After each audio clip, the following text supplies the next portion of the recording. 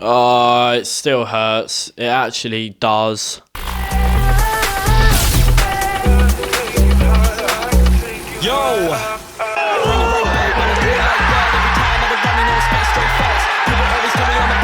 Hello Brighton fanatics, it's your boy Luke LiNX Brighton, and we're back again today. Back in the tell them out, shit, we coming with facts and it don't get louder. We get it right back, so we killing it right now. Okay Brighton fanatics, welcome back to another, yes you guessed it, match reaction video where we're going to be talking about Brighton versus Everton, and the light is shining on me. Yes, it is daytime as you can see. That's actually quite annoying, but we're going to have to deal with it anyways. I'm not going to keep you guys here for too long because, yeah, I kind of want to get over the match as probably well as you guys do as well. But we are going to be here to talk a little bit of what I thought of the game, just to run through it and put it to bed. So let's start with the first thing. The more games excuse. Yes, I call it an excuse because personally, I don't think that we're struggling because of how many games we've been having recently. Yes, okay, we worked so hard on the semi-finals at the FA Cup, and that was slightly the reason why we were a bit leggy in the Nottingham game, and fair enough there, because we did play 120 minutes of football. But after that, I thought we went on a really good spree, obviously at Wolves, then going and beating Manchester United, and now it's coming back to the excuse of we're playing so many games in 1 week. But in my opinion, I don't believe in that. I don't think the boys look leggy. I just don't think that we took the game very seriously. Now, obviously, at the time, Everton were in relegation area, in 19th position, looking to be going down, especially if we won that game. And with us being in 7th position, we had quite a gap between each side. And I just think that Brighton were too relaxed and took it easy and thought they were just going to take away the 3 points. And that's how I looked at the game, and that's how I thought it was all going. I just didn't think we were up for it. I thought we were too relaxed and took Everton for granted, in my opinion.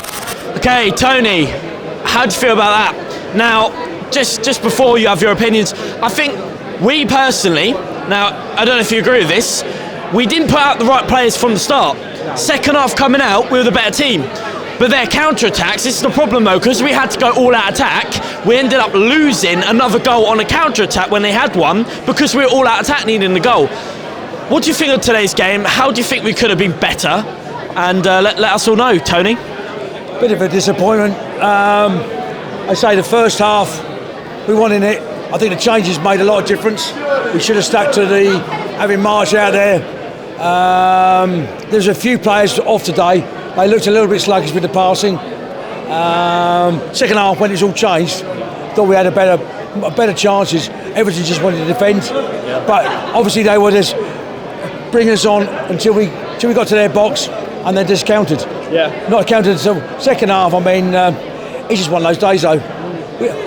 Overall, the season's been brilliant. Yeah. We're gonna have these bumps in the road. Today it was just one too many, I think. Making it a bit hard for ourselves. Obviously, we have a lot of tough fixtures coming forward. We still got to go to the Emirates. We still got City at home. Still got some big games coming up. Did you hope for this one to be a win, a 3-pointer? So then it would have been a little bit more relaxed going into the top games, because it feels like now we have to get a result out of these top games to get guaranteed Europe.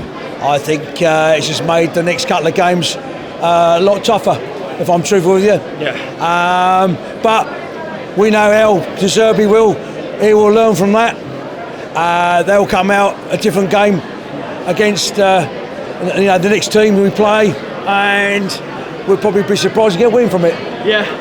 Going on to a positive about this, who do you think did play well, if there is March, any player? when he come on. Yeah. I thought March had a very good game when he come on. I think he changed the dynamics of the game in the second half. I think he looked like he got a little bit of a hamstring injury. Could he be out for the rest of the season, maybe? Might be out for 2 or 3 games. Could be bad. But apart from that, I think Gilmour again showed some quality.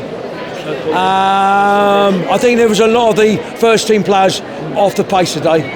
And I think Everton just got us on the break. Yeah. I mean, they got their goals from the breaks. Yeah. They did look a bit suspect in defence. Yeah. Pickford had a good game, unfortunately, when you wanted to keep out of a bad game.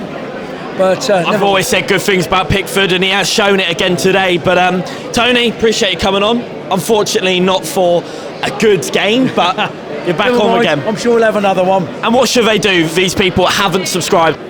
Lookies, watch the video and subscribe. Press that link and the like button. We love to see it. We love to see it. Appreciate it, Tony. Appreciate it, Take mate. care. All the best. I mean, from the word go, Decore scores the first goal, the opening goal, to basically change the game. As soon as that first goal went in, my mind changed about the match. I was very worried, very scared for what was to come. And also, I'd like to say, I think we started with the wrong side from the very start. I mean, looking at the starting 11, things were changed once again. And you know what? I think that hurt us because we just keep changing our side every single game we play. And I just don't think it's working anymore. To limbs, to upset. 4 days before this game, we were limbs. We were so happy. We were thinking, bring on Everton. But we're here with Nif now with the complete opposite. One of the biggest losses of the season. The reason why it hurts so much, because we beat Wolves 6-0, the goal difference was up here. And now, that would have knocked our goal difference so low, it hurts. I'm a bit speechless because I can't believe you just lost to Everton, respectively, to Everton, who are in relegation zone, who have literally not won an away game in 15 games, 5-1. And we just look so slow and sloppy. I don't know what it was. Niv, what are your thoughts on that? Yeah, it was way below par. I mean, this is up there one of the most torrid home sort of performances I've ever seen. It's an awkward one to say where do we go from here, because it only gets worse on paper. Newcastle and Arsenal and then Newcastle. I just don't know. I don't know what we're going to pick up from those. And then obviously, we're not back at home for a while. Yeah. And this place felt like it was starting to become a bit of a fortress. Yeah. Wolves and United. Yeah. I thought we were getting somewhere. Yeah. But clearly just something. I mean, we really are. We face a storm at the wrong time, don't we? Yeah, it was definitely surprising, but the lineup was interesting. Do you think one of the causes of the loss today was because of us messing around the lineup? Last game we did it, Wolves we did it, a lot of changes going on. Moises Caicedo in right back, they did change that last minute with Gross going there. There's been a lot of switch about though, but second half we looked the better team by far when we made the lineup look like our normal lineup before those two games. Do you think that these, De Zerbi mixing about with the lineup has made an impact, and that was the cause for the bad start today? Yeah, I mean, well, you could tell. We went in at half-time 3-0, of course, didn't we? And you could see De Zerbi doesn't always just do three at once. Yeah. But you could tell today it was a sense of immediate urgency. And I respected that those were good subs. It's just the question of, should they have started? Was Ferguson ready? He could have been. He looked really sharp when he came on. Solly March, I thought it's a shame about him doing his hamstring, real shame. Yeah, and that again is poor timing. Is it going to be a case of poor timing for us? Yeah, and now obviously Solly March, I thought again he should have started today, but he didn't. I don't believe. Facundo Bonate, it looks like he's going to have to start again for these up and coming, because if a hamstring, it looks like he could be out for a while. Who is the player that you did think that played reasonably well today, if there was any? I didn't mind Colwell when he came on. Yeah. I quite like Colwell when he came on, but do you know what, Luke? It's really tough, but this is the first time where I just can't pick anyone out. I really can't. It's so frustrating because I'd love to give praise where it's due, but I can't. I really can't. Mitoma's been seriously struggling to get a goal in the back of the net. There's been, again, chances that really should be hitting the back of the net. Is he struggling at the moment? Yeah, I think, and it's unfortunate. At this stage in the season, this is when we need him at his best. When you look at his performances in the FA Cup, those big goals. He had that chance. He could have had a hat trick today. I'm not going to lie, Luke. He really, his shooting boots aren't on. He still creates, but. Yeah, something's missing. It just feels a bit damp. Do you think that's because we had such a big hype for him and we almost felt like he should be scoring every single game, that it's sort of gotten into his head where, he feels himself that he should be having a brilliant performance and he's trying maybe too hard? I'm not sure. I think it's getting into his head a bit. He peaked at such an early stage in the season. Really early. And now obviously when you fall flat, it's hard for any player. I can't imagine how hard the fall is. But, you know, it's almost a case of like just the wrong way around for him. Yeah. You'd rather it the other way around, you know, stage we're at right now. Well, I got a question for you, Lou. I got to ask you, is this up there with, unfortunately, like one of the worst things you've seen at home?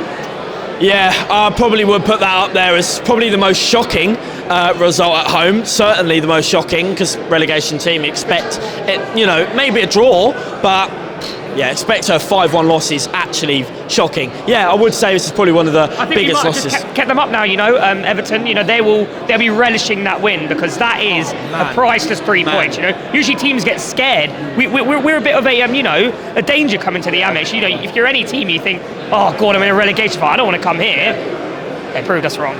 Could this be the loss that stops us from getting Europe? I don't like to say it. It's something we'd have to look back on. We're still in conference right now, as it is, and there are games in hand. The way I personally still think it's still in our hands. Yep. It's just the fixtures are harsh on us. They're harsh on us going forward. A shocking result, Villa losing against Wolves. I was happy about that. But then again, we're back with them again and got nothing out of this game. Villa, Brighton, still fighting for European place. Hopefully we do get it at the end of the season. Niv, appreciate you coming on again. Pleasure. And Bosch.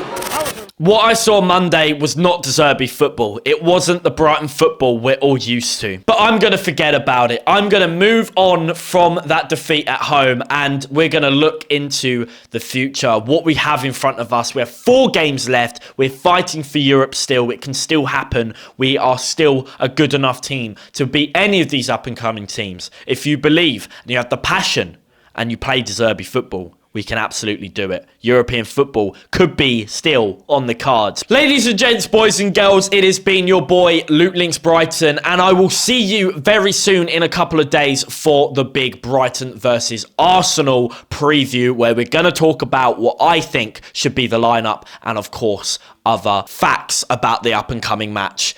Make sure to subscribe and turn your bell notifications on, because we are so close to 30,000 subscribers. That is absolutely crazy, and we're building massively. So add to that and become a Brighton fanatic today by clicking that subscribe button. But anyway, it's been your boy LiNX Brighton, and I will see you Brighton fanatics in the up and coming video about the Arsenal matchup on Sunday. Peace out. Bosh.